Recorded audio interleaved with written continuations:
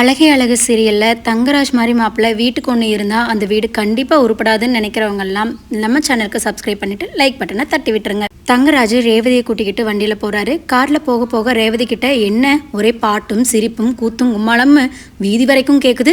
குளிருட்டு போச்சா, உன் பிறந்த வீட்டுக்கு வந்துட்டோன்னு ஓவரா ஆடுறையா அப்படிங்கிற மாதிரி கேட்குறாங்க.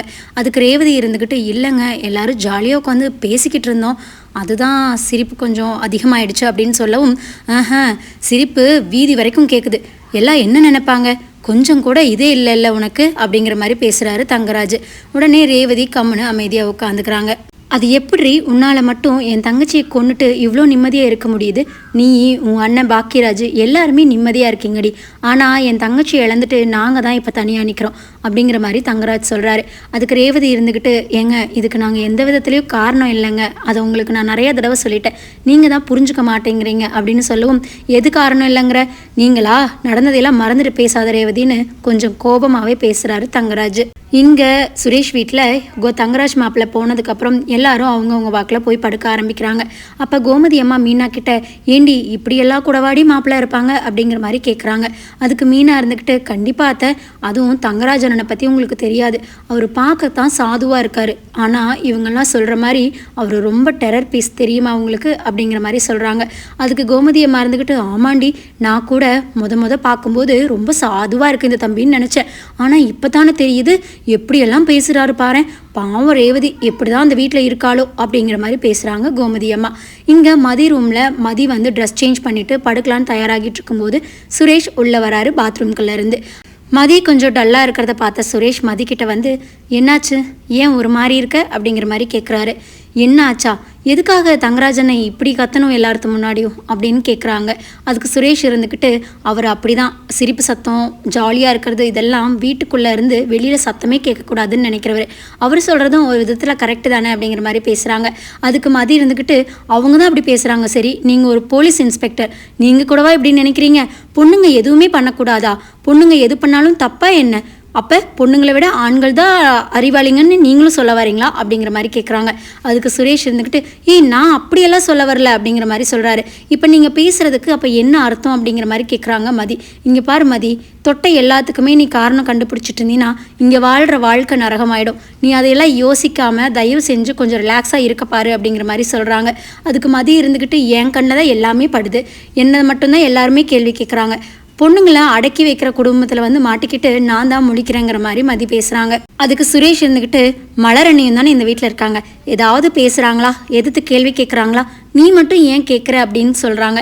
அதுக்கு மதி இருந்துக்கிட்டு, மலரக்கா அப்படி இருக்காங்கன்னா நானும் அப்படியே இருக்கணுமா என்ன, மலரக்கா ஃபஸ்ட்லேருந்தே அப்படி இருந்தங்காட்டி தான் எல்லாரும் அவங்கள கொட்டிக்கிட்டே இருக்கீங்க, நானும் அப்படியே இருந்தேன்னா அடுத்த மலர் ஆகிடுவேன், கண்டிப்பாக நான் அப்படி இருக்க மாட்டேன் அப்படிங்கிற மாதிரி சொல்கிறாங்க.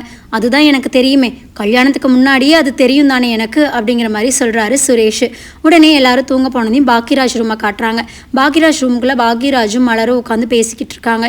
அப்போ மலர் இருந்துக்கிட்டு, இன்னைக்கு தங்கராஜனை கொஞ்சம் ஓவராக பேசிட்டார் இல்லைங்க, அதுவும் கோமதி அம்மா முன்னாடி, நான் கூட இதை சுத்தமாக எதிர்பார்க்கல, அவர் வருவாருன்னு நாங்கள் எதிர்பார்க்கவே இல்லைங்க, ரேவதி கொஞ்சம் நேரத்துக்கு முன்னாடி தான் ஃபோன் பண்ணுச்சு, நான் வர்றதுக்கு எப்படியும் 1 மணி நேரம் ஆகும்னு சொன்னாருங்க, அதனால தான் நாங்கள் உட்காந்து பேசி சிரிச்சுக்கிட்டு இருந்தோம், திடீர்னு நிற்பாருன்னு நாங்கள் நினைக்கவே இல்லை அப்படிங்கிற மாதிரி சொல்கிறாங்க. அதுக்கு பாக்கியராஜ் இருந்துக்கிட்டு, அவர் அப்படி தான் மலர், நம்மளுக்கு தெரிஞ்ச விஷயம் தானே, சரி விடு அப்படிங்கிற மாதிரி சொல்கிறாங்க.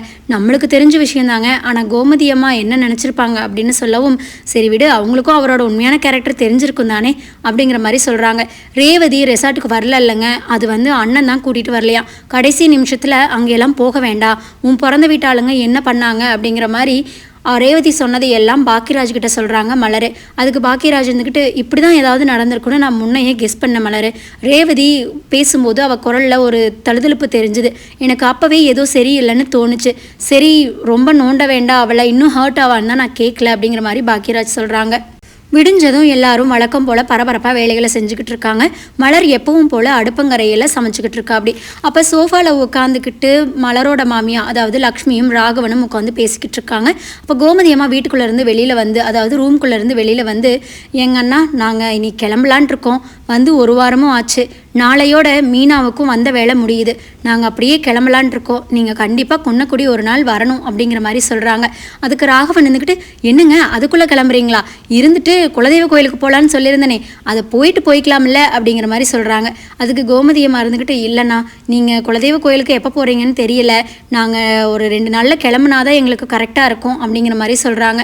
அதுக்கு லக்ஷ்மி இருந்துக்கிட்டு, ஏங்க இவங்க இருக்கையிலே போயிட்டு வந்துட்டா என்ன அப்படிங்கிற மாதிரி கேட்குறாங்க. அதுக்கு ராகவன் இருந்துக்கிட்டு, அப்படிங்கிறியா, அதுவும் நல்ல யோசனை தான், நான் எதுக்கும் மாப்பிள்ளை கிட்ட கேட்குறேன் அப்படிங்கிற மாதிரி தங்கராஜுக்கு ஃபோன் பண்ணுறாங்க. மாப்பிள்ளை வேலையாக இருக்கீங்களா என்ன, நான் தொந்தரவு ஒன்றும் பண்ணலிங்களே அப்படின்னு கேட்குறாரு ராகவன் சார். இல்லை மாமா சொல்லுங்கள் அப்படின்னு தங்கராஜ் கேட்கவும், இல்லை மாப்பிள்ளை குலதெய்வ கோயிலுக்கு போகலான்னு சொல்லியிருந்தேன் இல்லையா, இவங்க வேறு 2 நாளில் ஊருக்கு போகிறாங்களாம், உங்களுக்கு எப்போன்னு சொன்னீங்கன்னா அப்போ போயிட்டு வந்துடலாம் இவங்க போகிறதுக்குள்ளே அப்படின்னு சொல்கிறாங்க. அதுக்கு தங்கராஜ் இருந்துக்கிட்டு, அப்படியா மாமா, நாளைக்கு நான் ஃப்ரீயாக தான் இருக்கேன், நாளைக்கு வேணால் போயிட்டு வந்துடலாங்களா அப்படின்னு சொல்லி கேட்குறாங்க. சரிங்க மாப்பிள்ளை அப்போ போயிட்டு வந்துடலாம் அப்படிங்கிறாங்க. அதுக்கு தங்கராஜ் இருந்துக்கிட்டு, குலதெய்வ கோயிலுங்கிறீங்க, நம்ம மட்டும் போனால் நல்லா இருக்காது, நீங்கள் மதியோட அம்மா அப்பாவையும் கூப்பிடுங்க அப்படிங்கிற மாதிரி சொல்கிறாரு தங்கராஜ் மாப்பிள்ளை. அதுக்கு ராகவன் சார்ந்துட்டு, அப்படிங்களா மாப்பிள்ளை, சரிங்க நான் கூப்பிட்டுறேன் அப்படிங்கிற மாதிரி சொல்லிட்டு ஃபோனையும் வைக்கிறாங்க. உடனே லக்ஷ்மி கிட்ட, மாப்பிள்ளை நாளைக்கு போகலான்னு சொல்லிட்டாரு, மதியோட அம்மா அப்பாவையும் கூப்பிட சொல்லியிருக்காரு, ஃபோன் பண்ணி கூப்பிடலாம் அப்படிங்கிற மாதிரி சொல்லிட்டு மதியோட அம்மா அப்பாவுக்கு கூப்பிட்டு, இப்படி நாளைக்கு குலதெய்வ கோயிலுக்கு போகலான்ட்டு இருக்கோம், நீங்களும் அவசியம் வந்துடணும் அப்படிங்கிற மாதிரி சொல்கிறாங்க. அவங்களும் சரின்னு சொல்லவும் வச்சிடுறாங்க. எல்லாரும் அவங்கவுங்க வேலைகளை பார்த்துக்கிட்டு இருக்கும்போது மலர் உள்ளுக்குள்ளே நின்றுக்கிட்டு மலரோட அம்மாவுக்கு சொல்லுவாங்களா மாட்டாங்களான்னு ஒரு வித ஏக்கத்தோடையே பார்க்குறாங்க. வெளியில் தண்ணி எடுத்துகிட்டு வர சொல்லி லக்ஷ்மி சொல்லவும் தண்ணி எடுத்துகிட்டு வந்துட்டு ஒரு மாதிரி நிற்கவும், என்ன மசன்னு நிற்கிற, போய் வேலையை பாரு, ஒன்று கேட்டால் வந்து கொடுத்துட்டு அப்படியே நின்றுக்க வேண்டியது, போட்ட வேலைகளாக அத்தனை இருக்குல்ல அப்படின்னு சொல்லவும் கோமதியம்மா இருந்துக்கிட்டு, ஏங்கண்ணா மதியோட அம்மா அப்பாவையும் கூப்பிட்டீங்க, தங்கராஜ் மாப்பிள்ளையும் கூப்பிட்டீங்க, அப்போ பார்த்தா மலரோட அம்மா அப்பாவும் உங்களுக்கு சம்மந்தி தானே, அந்த சம்மந்தியை மட்டும் விட்டீங்கன்னா தப்பாக எடுத்துக்க மாட்டாங்களா, அவங்களுக்கு ஃபோன் பண்ணி கூப்பிட்டுருங்கன்னா அவங்களும் வரட்டும் அப்படிங்கிற மாதிரி சொல்கிறாங்க. மீனாவும் ராஜியும் இங்கே நின்றுட்டு, இந்த அத்தை ஏன் தான் கம்முனே இருக்க மாட்டேங்கிறாங்கன்னு தெரில ராஜி, அவங்களுக்கு ஆல்ரெடி ஆகாது, இதில் வேற அத்தை கோர்த்து விடுறாங்க அப்படிங்கிற மாதிரி சொல்கிறாங்க மீனா. அதுக்கு மலர் திருன்னு முழிக்கிறாங்க. உடனே லக்ஷ்மி மலரை பார்த்துக்கிட்டு, எல்லாம் உன் வேலை தானாங்கிற மாதிரி ஒரு பார்வை பார்க்குறாங்க. ராகவன் சார் கோமதி அம்மா கிட்ட சமாளிக்கிறக்காக, இல்லைம்மா அவங்கெல்லாம் அவ்வளோ தூரம் வரமாட்டாங்க அப்படின்னு சொல்லவும், கூப்பிட்டா தானே தெரியும் வர்றாங்களா வள்ளியான்னு, வர்றதும் வராதும் அவங்க இஷ்டம், ஆனால் கூப்பிடுற கடமை நம்மளுக்கு இருக்குல்ல, நீங்கள் ஃபோன் பண்ணி கூப்பிட்ருங்க, அப்புறம் வராங்களா வள்ளியான்னு அப்புறம் பார்த்துக்கலாம் அப்படிங்கிற மாதிரி கோமதி அம்மா சொல்கிறாங்க. ராகவன் சாரும், சரி இந்தா லக்ஷ்மி ஃபோன் பண்ணி கூப்பிடு அப்படிங்கிற மாதிரி சொல்கிறாங்க. லக்ஷ்மியும் என்னங்க அப்படின்னு சொல்லும்போது, நான் தான் சொல்கிறேன்ல கூப்பிட்டு அப்படிங்கிறாங்க ராகவன். உடனே லக்ஷ்மி ஃபோன் பண்ணி, இந்த நாளைக்கு குலதெய்வ கோயிலுக்கு போகலான்ட்டு இருக்கோம், எல்லாம் வந்துருங்க அப்படிங்கிற மாதிரி சொல்கிறாங்க. அதுக்கு மலரோட அம்மா இருந்துக்கிட்டு, அப்படிங்களா சம்மந்தி, கண்டிப்பாக வந்துடுறாங்க அப்படின்னு சொல்லவும் ஃபோனை டவார்னு கட் பண்ணிடுறாங்க. இதை பார்த்த கோமதிக்கு, அப்பாடா கூப்பிட்டாங்க அப்படின்னு இருந்தாலும் என்ன இவங்க இப்படியே வச்சுட்டாங்க அப்படிங்கிற மாதிரி சொல்கிறாங்க. அப்புறம் எல்லாரும் கலைஞ்சு போயிடுறாங்க. அப்போ மலர் கோமதி அம்மாவை வந்து கட்டி பிடிச்சிட்டு அழுகிறாங்க. என் அம்மா அப்பாவை இது நாள் வரைக்கும் அவங்க கூப்பிட்டதில்லை, எனக்கு அப்பா இல்லை அம்மா மட்டும்தான், என் தம்பியை இவங்க மனுஷனாக கூட மதிக்க மாட்டாங்க, என் அம்மாவை ஒரு நாள் கூட இந்த வீட்டுக்கு அவங்க அழைச்சதில்லை, இப்போ எல்லாத்தையும் கூப்பிடும்போது எனக்கும் எங்கள் அம்மாவை கூப்பிட மாட்டாங்களான்னு ஒரு ஏக்கம் இருந்ததுமா, ஆனால் அதை நீங்கள் தீர்த்து வச்சிட்டீங்க, முதல் முறையாக என் அம்மாவையும் சம்மந்தியாக மதித்து இவங்க கூப்பிட்ருக்காங்க, எனக்கு இப்போ எவ்வளோ சந்தோஷமாக இருக்குது தெரியுமா, என்னோடய சந்தோஷத்துக்கு அளவே இல்லைமான்னு சொல்லி அழுகும்போது பாக்கியராஜுக்கே அங்கே ஒரு மாதிரி ஆயிடுது.